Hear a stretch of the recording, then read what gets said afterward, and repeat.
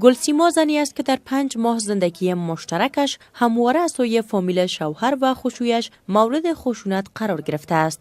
چندی قبل گلوی گلسیما از سوی خشویش بریده شد و برای تداوی از غزنی به کابل منتقل شد و چندین روز را در کما گذراند. حالا وضعیت صحیش بهبود یافته اما نمیتواند به درستی حرف بزند. پلیس گفته است که در پیوند به این رویداد شوهر گلسیما را بازداشت کرده اند. خانواده گلسیما میگوید دخترشان بارها از سوی فامیل شوهرش مورد خشونت و لطوکوب قرار گرفته و حتی وادار به خوردن میخ نیز شده بود. دکتر یما حسنزی متخصص گوش و گلو در شفاخانه عاجل ابن سینا میگوید این دومین رویداد است که به این شفاخانه آورده شده است. دکتر حسنزی میگوید که علاوه به حادثه گلسیما مردی را هم در بستر دارند که از سوی دامادش حلق‌آویز شده اما جان به سلامت برده است.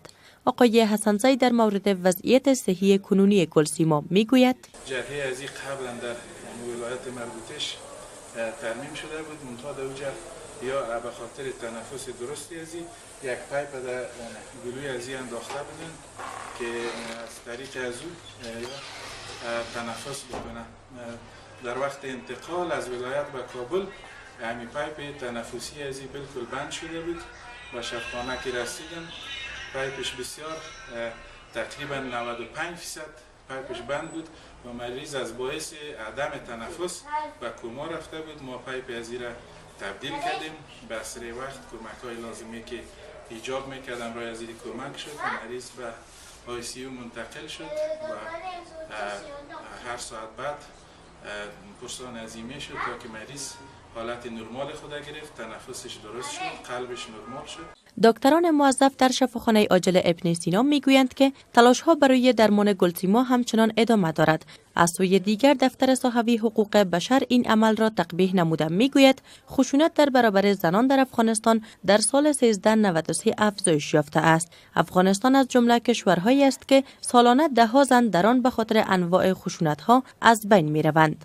شمس الله احمدزی رئیس دفتر صحوی حقوق بشر در صحبت با رادیو آزادی گفت بیشتر عاملین خشونت علیه زنان مردان است اما عدم دسترسی به تعلیم سبب شده که گاهی زنان نیز همجنس خود را مورد آزار و اذیت قرار دهند.